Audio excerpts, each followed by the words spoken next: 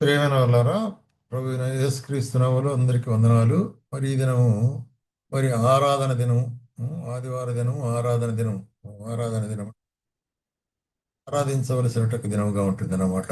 మన దేవుణ్ణి ఆరాధించాలి, ఆయన స్తుతించాలి, ఆయన మహిమపరచాలి, ఆయన గణపరచాలి.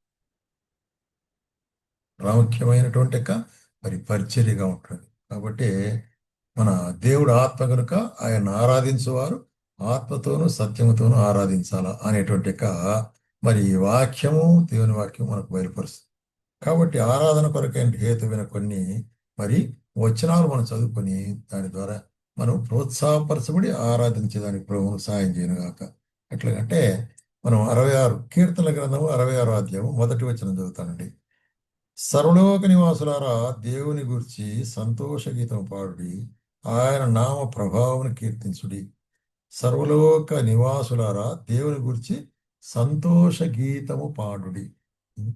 సంతోష గీతము కాబట్టి ఆ, మనకు సంతోషం ఉండేటప్పుడు మరి హృదయంలో నుంచి, హృదయంలో సంతోషం ఉంటే నోటి ద్వారా మనం ఆయన్ను మరి పాటలు అనేటువంటి వస్తాయి.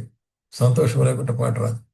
కాబట్టి మరి ఇక్కడ ఏమంటాడంటే కీర్తనకర్త సంతోషముతో. కాబట్టి మన హృదయంలో సంతోషం కలిగించేటువంటి కార్యం ఏంటంటే ఆయన యేసుక్రీస్తు ప్రభువులను తన పిల్లలుగా చేసుకునే దాని కొరకై తన రక్తాన్ని అంతా కూడా శిలువలో ఇచ్చాడు. పాపక్షమాపణ ఇచ్చినాడు. ఆయన రక్తం ద్వారా మనం ఏం చేసినాడు? చీకటిలోనికి వెలుగులోనికి రప్పించినాడు, జీవంలోనికి రప్పించినాడు. కాబట్టి ఈ కార్యమే మనకు సంతోషం కలిగేసే కార్యం. కాబట్టి ప్రేమ సోదర సోదరి, ఈ కార్యాన్ని మనం జ్ఞాపం చేసుకుంటూ ఆయన్ను ఆరాధించవలసి వారుగా ఉంటున్నాం. అందుకొరకే మరి 5వ కీర్తనలో కూడా ఏమంటాడంటే, నేనైతే నీ కృపాతిశయమును బట్టి నీ మందిరములో ప్రవేశించదును, నీ ఎడల భయభక్తులు కలిగి నీ పరిశుద్ధాలయం దిక్కు చూచి నమస్కరించదును. కాబట్టి దావీదు ఏమంటాడు? నేనైతే అంటాడు. ఆ? మరి అనేకులు అట్లా కాకపోవచ్చు, అయితే నేనైతే. కాబట్టి ఈ యొక్క టెస్టిమనీ పర్సనల్ వ్యక్తిగతమైన సాక్ష్యం ఏంటంటే, ఎవరు ఏమైనప్పటికీ కూడా దానికి నేను మరి లెక్క కాదు. అయితే నేనైతే ఏం చేస్తానంటే నీ కృపాతిశయమును బట్టి నీ మందిరములో, మందిరములో అంటే ఆయన నివాస స్థలములో, ఆయన దేవుడు నివసించే స్థలములో, మందిరము పాత నిబంధనలో మందిరము దేవాలయం అనేటువంటిది ఉండేదన్నమాట. కాబట్టి ఆ, నీ యందు నీ ఎడల భయభక్తులకి పరిశు నీ పరిశుద్ధాలయం దిక్కు చూసి నమస్కరించదును అంటాడు. అట్లాగే 11 వచనం, నిన్ను ఆశ్రయించే వారందరూ సంతోషించదురు, నీవే వారిని కాపాడుదు కనుక వారు నిత్యము ఆనందధ్వని చేయుదురు. కాబట్టి నిత్యము ఆనందధ్వని, నిత్యము సంతోషం వారి మీద, వారి శిరముల మీద సంతోషం ఉండును అంటున్నాడు. ఆ, మరి నీవు సియోనుకు రప్పించిన వారి తలల మీద ఏముంటుందంట?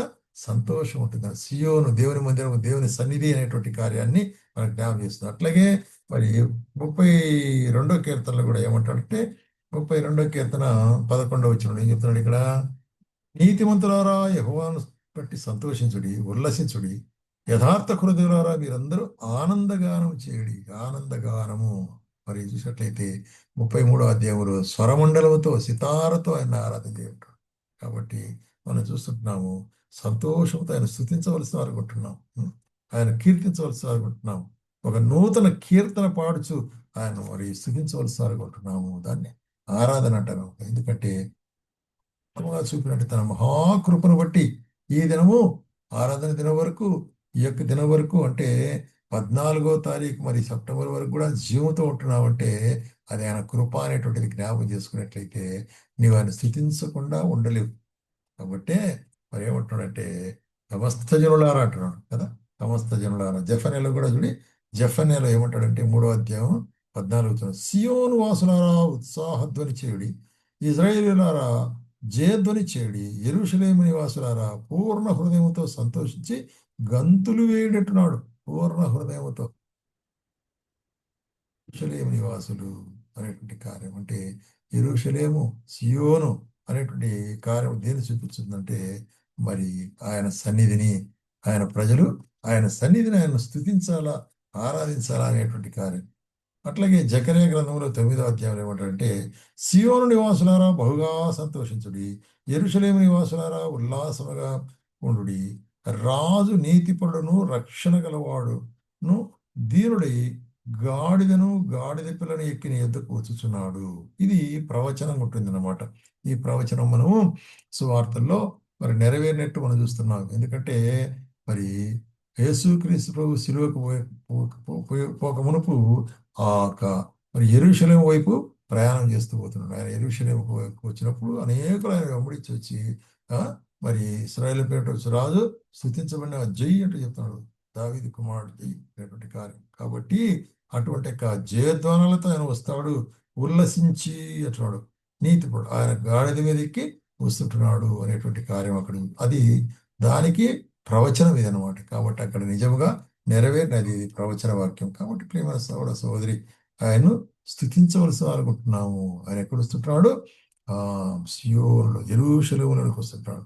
ఆయన సన్నిధానంలోకి మనల్ని ఆయన సన్నిధానంలోకి పిలిచిన దేవుడు మనతో కూడా ఉండేవాడు ఉంటున్నాడు. కాబట్టి ఏమంటాడు మరి అపోస్తలుడైన పౌలు రాస్తూ ఫిలిప్పీయులకు, సంతోషించుడి, ఆనందించుడి అంటాడు.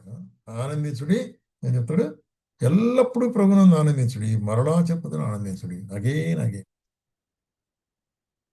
సంతోషము సమాధానము కలిగిన వారంగా ఉండాలి. అందుకొరకే ఆ విధంగా చేయుట అది దాన్ని ఏమంటారు అంటే దేవుని చిత్తం అనే విషయం కూడా ఆయన మరి స్తుతించే విషయం, ఆయన పాడే విషయం, గానం చేసే విషయం, ఆయన మందిరాలలో చేరి కృతజ్ఞత చెల్లించే విషయం, ఇదంతా కూడా ఆరాధనకు సాదృశ్యంగా ఉంటుందనే కార్యాన్ని మనం గుర్తుపెట్టుకోవాల్సి అనుకుంటున్నాం. కాబట్టి ఆ యొక్క ఆరాధనకు సాదృశ్యమైన దాంట్లో మనం పాలు పొందే వాళ్ళకు ఉంటున్నాం.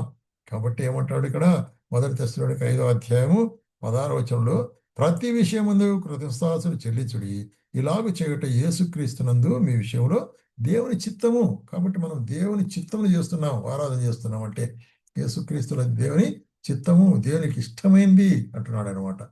కాబట్టి ఆ విధంగా ఆయన స్తుతించి పాడి నూతన గీతములతో ఆయన హెచ్చించి పొగడి ఆయన కీర్తించాలంటే కారణం ఏంటి అంటే ఇక్కడ ఒక 3 కారణాలు మనం చూసినట్లయితే మొట్టమొదటిగా రోమిలకు రాసిన పత్రిక 5వ అధ్యాయము 6వ వచనంలో ఏమంటున్నాడు?